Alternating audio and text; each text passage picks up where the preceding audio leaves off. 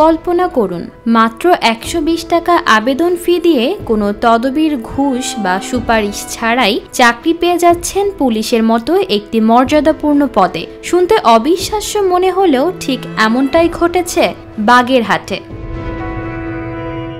২৯ মে বৃহস্পতিবার গভীর রাতে বাগেরহাট শহরের পুলিশ লাইন্স মাঠে প্রকাশিত হয় চূড়ান্ত তালিকা। ৯৯২ জন প্রার্থী অংশ নিয়েছিলেন এই নিয়োগ পরীক্ষায়। কঠিন বাছাই প্রক্রিয়া শেষে পুলিশ কনস্টেবল পদে নির্বাচিত হয়েছেন ১৮ জন তরুণ ও ২ জন তরুণী। অপেক্ষমান তালিকায় রয়েছেন আরও ৪ জন।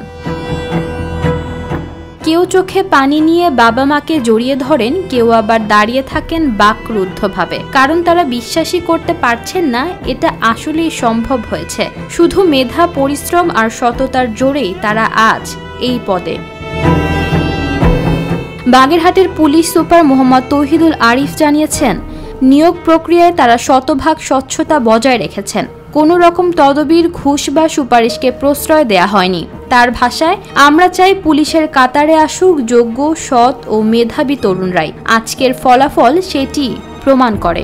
বাগেরহাটের এই নিয়োগ যেন একটা বার্তা, স্বপ্ন সত্যি হয় যদি চেষ্টা থাকে, সততা থাকে, আর সিস্টেম যদি থাকে স্বচ্ছ ও ন্যায়নিষ্ঠ, তাহলে ১২০ টাকাতেও বদলে যেতে পারে তরুণ তরুণীর জীবন।